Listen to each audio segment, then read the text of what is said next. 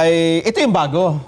Jen, merong... Hindi, akala ko pasisinag muna natin yung pangalawang... Ayun, andyan ba? Ready na? Ready na? Direct? Kasi dalawang slides eh. Yung isa, diniscuss ko na. Opo. Hindi ko lang binabanggit kung sino yung tao ron. Pero para may idea na ako kung ano ha? Alam ko naman palagi kang may idea. Alam mo naman tayo, chismoso. Yung pangalawa gusto kong maipakita. Natanggap na ba ni Direct? Okay na? Ayan, sige. Ipakita natin. Palakihin nga yan. Aba, Social SWS Weather ito eh. Station. Social Weather Station. Hindi ba kung minsan pinag-uusapan natin, Opo. sapagkat ito'y ginagamit para tansyahin sino ba yung gusto nyong iboto, ganyan-ganyan. Opo. Tingnan mo yan, third quarter 2024, Social Weather Station. October 1. Ang date niya, October 1, 2024. Yes. Opo. Ano yung note? Basahin mo yung nakalagay na note. Note to interviewer. Allow... R. Yung R, yan ang respondent. Yan ang mga sample. Allow respondents to read all names first in list. Yung mga pangalan na yan, yan ang kinukonsider, yan ang tatanungin nila. Sino sa mga yan ang gusto nyong iboto? Babasahin lahat. Okay. Kailangan ba, ano ang mapapansin nyo dyan sa listahan na yan? Wala kayo sa lista. Ayan, nakita mo na. Pero merong Floranda Mori. Kilala mo si Floranda Mori? Ay, hindi nga eh. Merong Adonis Jerome. Ha? Sino yun? Yan na. Ayan nga. Meron sinabi pa. natin noon kung nawala kayo sa listahan. Meron kung sino-sino nakalista. Meron pang Doringo Maui. Ayan, meron pang Ramos Danilo. Diniscuss natin yan. Ngayon, bakit hindi nila ako sinali dyan? Para sa ganun, yung tatanungin, wala akong pangalan, hindi talaga ako ilalagay dyan. Lalaglag talaga kayo sa pangalan nyo sa sabi. Kaya nung pa, sinasabi ko sa inyo, hindi naman sa minamasama natin, dito may papakita ko sa inyo, minamanipula nila. Official documents mo pa ito ng SWS? Baka questionin tayo ng SWS ko. Diniscuss natin to kung Jen. Sa kanila, page 2 yan. Page 2, tingnan mo. Sino ba si Adonis Jerome? Hindi ko po kilala. Para ngayon, isama mo doon sa i-consider nila, tatanungin. Sino si Floranda Mori? Ito Modi. Kasi Modi ay yung transport group yan, Kong. Si Modi Floranda. yung pecha na yan, kung wala pang filing ng COC yan eh.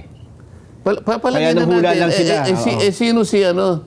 Sino si Danilo Ramos? Yung magtataho ata sa kanto. O sino-sino At sinasabi ko lang sa inyo. Ay, may Mimi Siguro naman, mas kilala ko kaysa kay Doringo Mori. Mimi. Doringo Mimi. Ngayon, ito yung sinabi ko doon sa mga estudyante bata, kanina. Gagamitin nila to para tukuyin nila kunwari sino yung napupusuan ng mga botante. Pero sinadya nila na hindi nilagay ang pangalan ko dyan. Anong masasabi nyo ngayon? Totoo pa ba yung ginagawa nila? So pati yung publiko, nila-manipulate nila. Hindi ko naman sinasabi kung nalagay ako dyan, tuwan-tuwa ako, hindi. Nandun pa rin andun pa rin ang pagdududa ko. Sapagkat ako, ang gusto ko, pagka yung sa politika, dapat walang survey. Ang gusto ko may survey kung alin ang mas masarap na bagoong, mas masarap na patis, mas mabangong siya sabon, mga produkto at mga serbisyo. Pero pagdating sa mga anong gusto ng mga tao, sapagkat ito'y potential na pagkakakitaan ng maraming tao, lalo na yung mga sindikato. Totoo po, Kong. At pati siyempre, kapag nag-number 1 ka dyan, siyempre parang jackpot. Ni hindi ka makakarating sa gusto mo. Paano? Hindi ka na isasama. Ito deliberate ito. Maliwanag naman na initsapuera nila ako. Baka sabihin kasi nung time na yun. Kasi nung time na yun, Kong, hindi pa yan nagdideklara. Pero siguro yung Floranda Modi, hindi naman nagdideklara. Lahat yan. Kasi malayo pa yung filing. Sino ba nagdeklara dyan sa mga yan? Nung time na yun. Malayo pa ang filing yan. Dapat siguro doon, kung ikaw ay tatanungin niya, siguro yung tao magsusulat ng pangalan, baka pwedeng gano'n. Baka pwede pa yung gano'n. Halimbawa, not guided. Halimbawa. Baka doon makamagtaka sila kung paano, kung sino mangunguna ron. Pero ito, maglalagay sila ng set na tatanungin nila. Pero, ayan nga, hindi nila ilalagay yung pangalan ko. Ito, malinaw ito, ha? Napag-usapan namin ni Jen yan noong kalalabas lang yan. Pero hindi nyo nakita ito. Yung mga Pinakita po namin yan. Nawala Baka nakalimutan na kasi medyo matagal-tagal na. Hindi nyo napansin na wala ako. yung wala yung pangalan niyo. Oo nga, Hindi, pwede po. napansin namin ko. Ha? Opo, na-discuss po namin yan. Ayun. Nawala. Pati Bentol po wala eh. Diba? Ganun ba? Nagreklamo din si ano dyan, wala, dalawa sila. Oo nga, yung Natatanda Erwin. mo na. Oo nga. Pero marami- tama. Yun. Naputol yun. Ito. So yun po, Kong. So yung punto na yun. Ang punto dyan, meron talagang mga pamamaraan para I-mislead yung publiko. i-mislead. Oo. Bakit Yes. nila i-mislead ang publiko? Ngayon, ang sabi ko sa mga journalist students, Opo. kailangan vigilant kayo. Mini-mislead ang publiko. Anong gagawin Future nyo? journalist. Opo. Di ba? Yes. Opo. How do you navigate integrity? Nako. ngayon ito ang bago, Kong. Alam mo ba, Jen, nagkasagutan na naman si Pangulong Bongbong Marcos at si BP Inday Sara. Magkasagutan. Siguro, para hindi tayo mapaghinalaan, may pinapanigan, pakinggan natin si BP Inday muna, ha? Bago yung sagot ni Pangulong Bongbong Marcos. BP? Well, I believe, ma'am, that we reached the point of no return. Ang ikli naman yan. Ano yan? Ang sabi ni BP, tinatanong siya rito tungkol dun sa relationship nila ng Pangulo at ng administrasyon. So yun ang parano doon. Ang sabi niya, I really believe that we have reached the point of no return. And it is clear na parang they are really going after me. So parang sa kanya, wala nang hindi na magkakasundo. So, Parang wala nang reconciliation. Wala nang pag-asa. Parang sa ibang pagsasalita, I have crossed the Rubicon. Mas malalim doon, no? The point of no return, sabi nila. So yun naman. Yung Rubicon, ano yun, ilog yun sa... Ay, ilog ba yun? Pagka nakarating ka Pag ginagamit yun, ano yun parang... Metaphor. Idiomatic metaphor. Po. I have crossed my Rubicon. Ayan. ganun pala yun. Wala na. Kumbaga, wala Sabi kang trasan talaga. Point of no return. No return. Sabi niya. Ang alam namin ni Jen, I will cross the bridge when I get there. Hindi, sa salitang naman kanto Ano naman ang sagot ni Pangulo? Eto po, kung malalim ang sabi ni Inday na I Sayang have lang, reached the point of no return. Tinabitin lang kasi yung state para nakanganga pa ako Karugtong pa yun Mas malalim po, pero maikli. Malalim na maikli ang pahayag ng Pangulo. Pakinggan po natin. Never say never.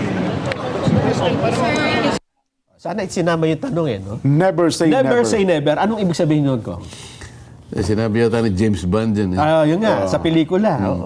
Pero alam mo, yan ang ayaw kong pinag-uusapan. Sabi ko nga sa inyo, yan mga walang kakwenta-kwentang dinidiscuss. Kasi ang pinagmulan, ayusin natin, baka sakaling maayos. Pangulo at saka pangalawang Pangulo ng Pilipinas, kailangan yan ay hindi nag-aaway. Sapagkat dyan nakasalig yung governance. Di ba? Ngayon, kung halimbawa, yung sinabi ng isa at sinabi ng isa ay i-analyze pa natin, wala tayong makukuha mabuti doon.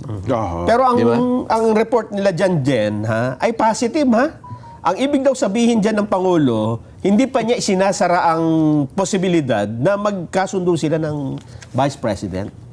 Ano sa punto nun say... Doon sa never say never. Ganon? Sabi, wag mong toldukan. Hindi pa... Hindi ko alam kung ano mangyayari. Yun namang sinabi na sa punto ni BP Inday naman Point of no return. parang wala nang atrasan. Wala nang bawian. Wala nang bawian. Salitang kanto, tawag sa amin yan sa gawing mga batang kalye, topo-topo barega. Pero palagay ko kung kaya nabanggit yan ng Pangulo, dahil may nauna na siyang pahayag Hindi ko naman narinig na yung kanya sinabing never say never ay referensya doon sa sinabi. Kaya mahirap yun Mali mo may tinanong na iba. Yun nga po yung tanong. Kaya diba? sabi ko, dapat isinama yung tanong dun sa SOT. Kasi Yun ang mahirap. Hindi tayo pwedeng mag-speculate. Hindi ko alam na yung never say never ay sagot niya direkta doon sa sinabi ng Vice President. Kaya follow-up question na yun medyo ako, hindi ko dinidiscuss pag gano'n. Pero yun yung tanong Kaya lang hindi nga na... Masyadong kortong-korto. Pero kaya ko siya naintindihan dahil may nauna na akong napahayag ang Pangulo. Ito ay tungkol sa impeachment. Ito pala, Jen, may shot din ha? Yung yung reaction niya na sinasabing wag nang ituloy yung impeachment. Oo, tingnan natin. Sige Pakinggan nga. natin ko. Yeah, medyo mahaba-haba ito. Well, well, it was actually private communication, but nalik na, yes. Because that's really my opinion. This is not important. This does not make any difference to even one single Filipino life.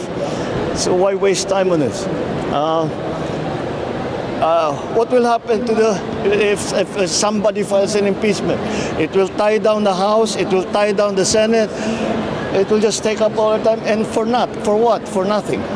For nothing. None of this will help improve a single Filipino life. As far as I'm concerned, it's a storm in a teacup. Ayun. Ay, maalalalim mo. yun. Ano ba yung storm in a teacup? Walang kabagay-bagay. Kaya. Walang kakwenta-kwenta, parang ganun ibig sabihin. Ang sinasabi niya kasi yung pag-hain ng impeachment, walang halagaan niya yan. Tama nga naman, Wala may tutulong. Kasi kahapon ko, So, sana makinig yung House of Representatives. Oo. Ako matagal ko nang in-expect na sana kahit na sa ganyang pamamaraan ay magsasalita ang Pangulo. Oo. Gusto kong pasalamatan ng Pangulo at nagsalita siya dyan. Ayun.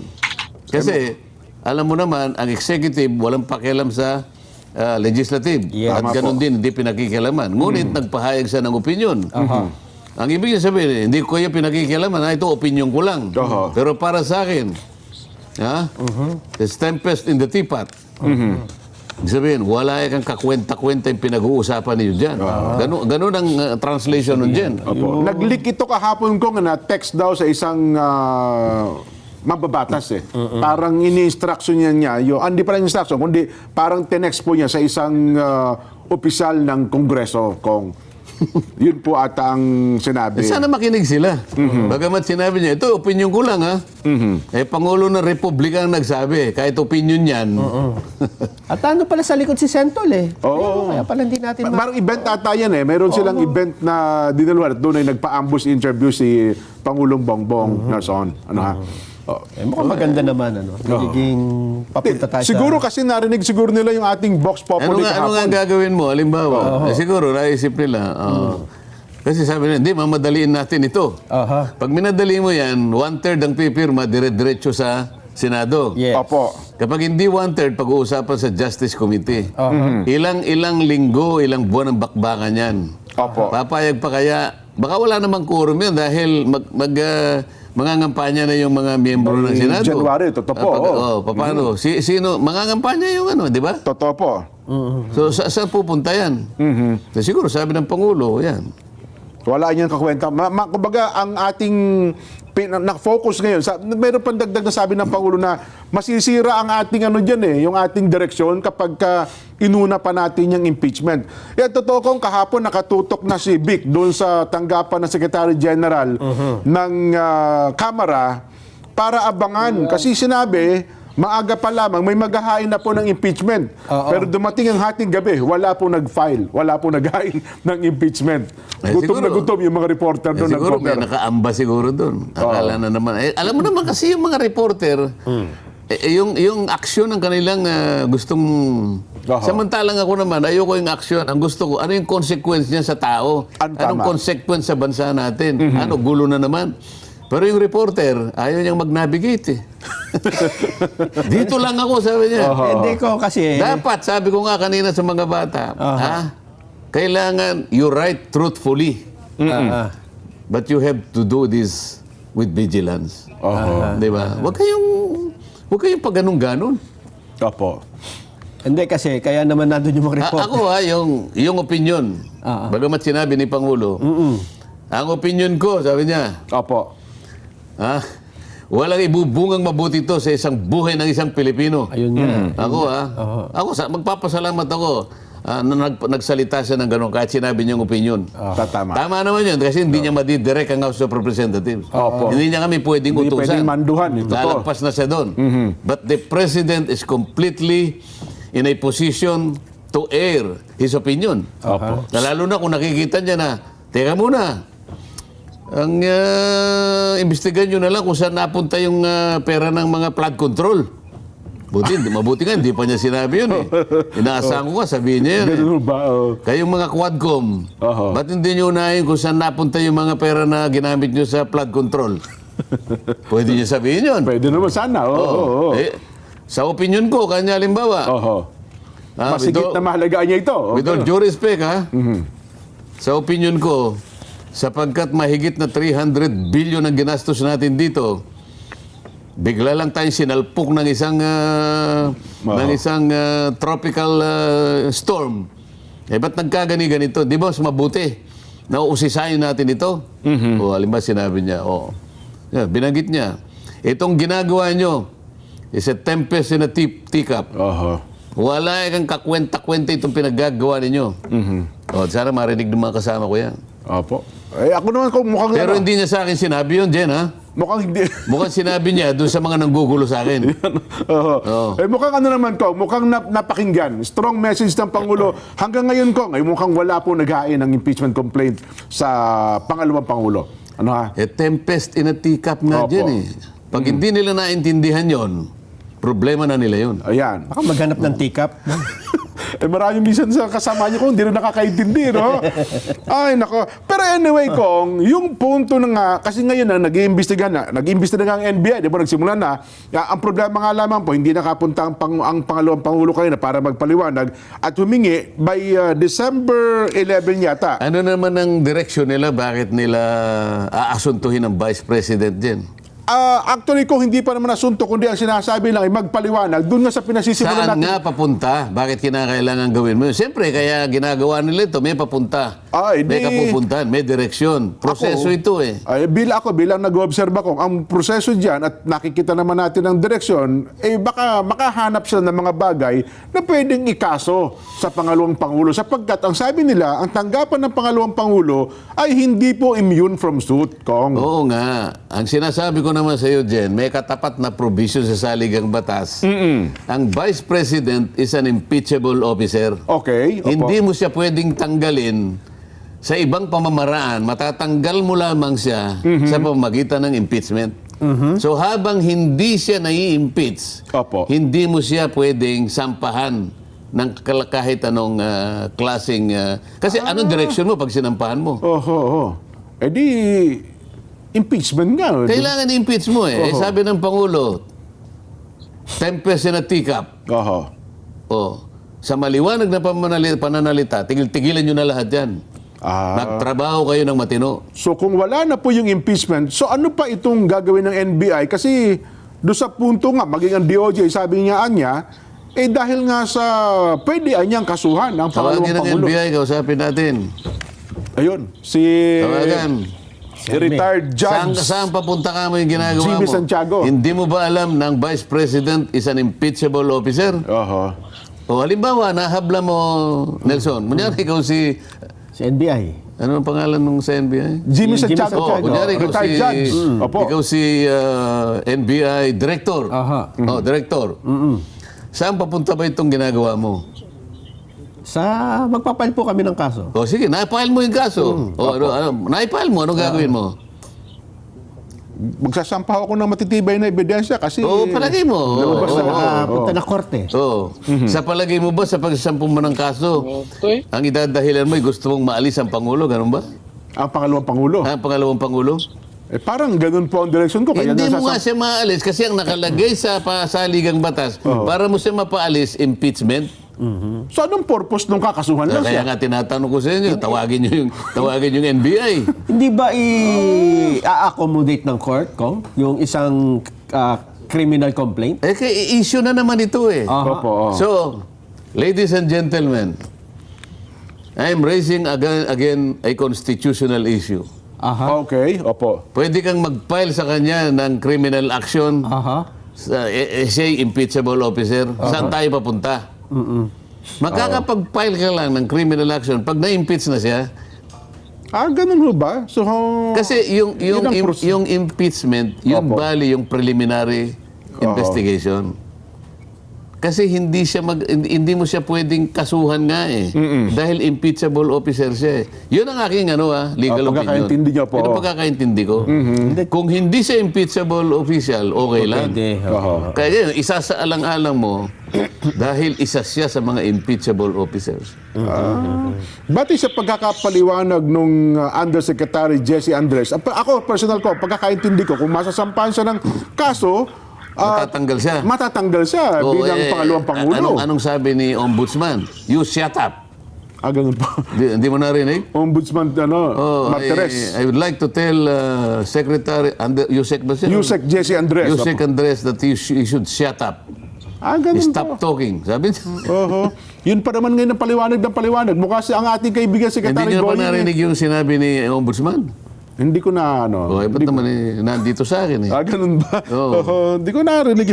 Maganda kung mapakinggan natin yun. Ano ha? Pakinggan niyo muna. Oo. Kasi ngayon parang si Secretary Boying Rimulya hindi nagpapaliwanag, kaya ang nagpapaliwanag lagi yung Undersecretary Jesse Andres Kong.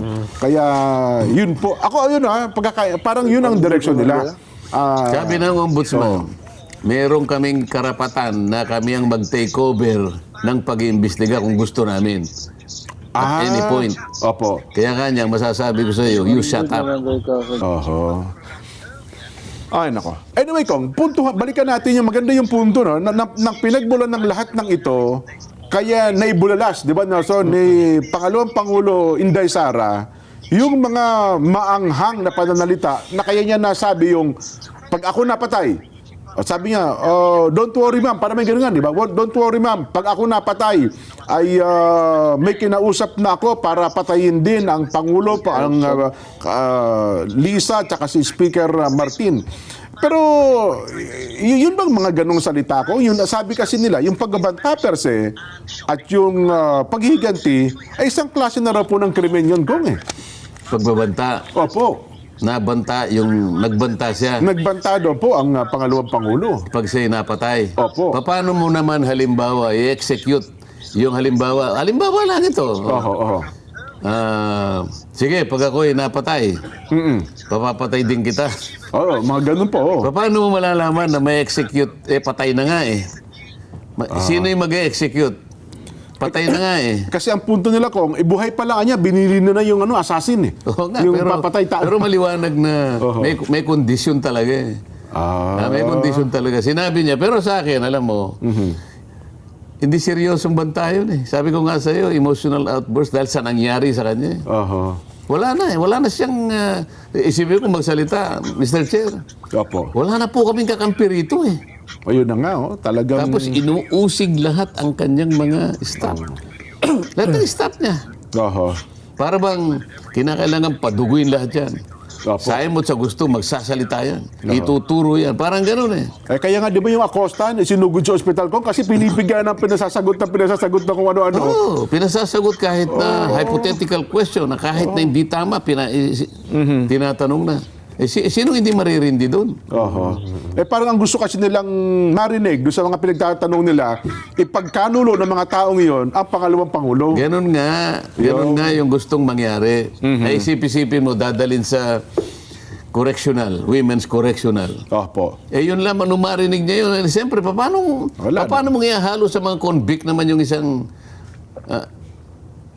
yun lahat ay gagawin. Oho. At all cost.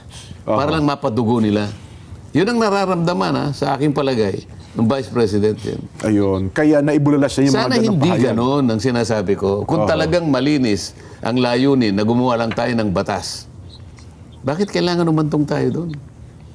Tawagin mo lahat yung mga hensya, sinasabi ko sa iyo. Yun, magliliwanag ngayon, wala tayong kinikilingan. Ang pinagsimulan nito kiling na kiling ka dito Isa lang ang tinawag mo.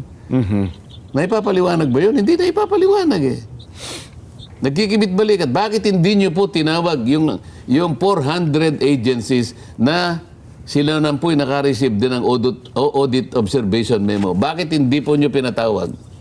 May sumagot ba? Wala. May sumasagot si Paduano. Opo. Oh, Nakabibing. Wala akong may komento. tumahimik ka. Opo, opo. Yun nga yun. Yun ang hanapan mo ng sagot. Oho. At may kabaligtaran pa dyan, Kong. Doon nang gagaling Oo. yung binitawang pananalita ng Vice President. Halatang halata nga eh. Nako. O pagkatapos, doon ngayon sila babase. Sapagkat wala nga silang maisagot, so yung tutuntunin, yung sinabi ng Vice Opo. President. Huwag muna yung sinabi niya. Ang pag-usapan natin, bakit nasabi niya yon? Doon muna tayo. Mahalaga ba yun, Kong? Mahalaga yun. Sa Para lang ma-qualify mo, ba't napilitan niyang sabihin yun? Doon lilitaw. Doon lilitaw. Dahil wala na siyang masabi. Kaya kahit ano sasabihin niya. Kahit pa sa Not necessarily nananakot siya. Ayun. Not necessarily papatay siya. Oho. Di ba? Kahit ba sa mga pagdinig ko sa mga korte, sabihin, nakagawa ka ng krimen, tatanungin ba, paano ba, ba't ba nagawa yung krimen? Halimbawa, yung Circumstances. Talagang doon ay sinusuyod talaga. Kaya nga ganun yung, ba yan? yung judge talagang nakikinig mabuti. Nakikita mo yung dalawang nagpapaligsahan. Opo. Nakikinig siyang mabuti. Yung Meron depensa siyang at saka yung minuta niya. prosecution. Kaya naka-record yan. Babasahin niya lahat yan. Kaya may transcript. Aaralin niya yan. Hindi ganun kasimple yan. Kaya pala may mga kaso, ako kanover ako na ito, pandagdag, ito maunawa ng ating mga kabayan.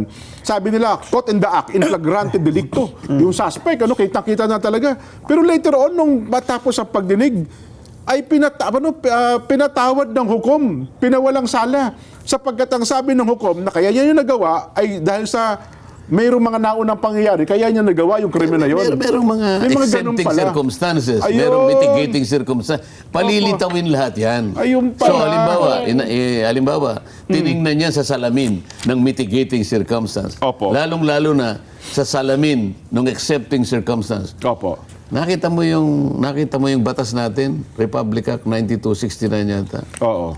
Isip-isipin mo yung battered wife syndrome. Opo. May karapatang patayin niya yung asawa niya eh. Anong lalaki nga pagka may... Ay, yung babae. Yung babae. Kung- Housewife. Battered wife syndrome. So sobrang pagbubugbog sa babae, napatay niya yung mister niya. Oo, nakalagay doon. Ganun na ho. Isip-isip. Walang kasalanan po yung babae. Walang kasalanan ng babae. Dahil bugbog. Alam mo kung ano ipapataw na... Parusa. Alam mo ipapataw na parusa? Yung ipapataw na parusa ay akma pa sa kanyang kaligtasan. Sa babae. Oo. Nakagawa ng krimen, nakagawa ng pagpatay sa kanyang mister. Oh. Ganun po. Oo. Bibigyan siya ng isang hatol na okay. Hindi ka pupunta sa merong radius eh. Opo. Hindi ka pwedeng pumunta sa ganitong lugar. Kasi halimbawa yung lugar na yun, punong-puno ng kamag-anak ng asawa niya. Baka Baka pag-igantihan. Opo. Oho. So may protection pa pala. Oo, ayun, pinatay niya. Pero lilitaw ngayon dahil wala na siya sa ustong isip. Halimbawa, Opo, oo. hindi na siya makatagal doon sa kanyang nararamdaman na sakit na pinaghalo-halo ng lahat ng kung ano-ano. Dahil sa kagagawa ng asawa niya. Napatay niya sa aktong yun. Ayun, oho. O, Pinapawalang sala pa meron pala. pang ano yun na may oras pang pagitan eh. Binigyan pa rin ng katwiran ng korte. O eto, nasabi niya lang. Oo. Sinasabi ko sa iyo, gaano ang kayang dalhin ng isang tao sa kanyang dibdib. Kung pag-uusapan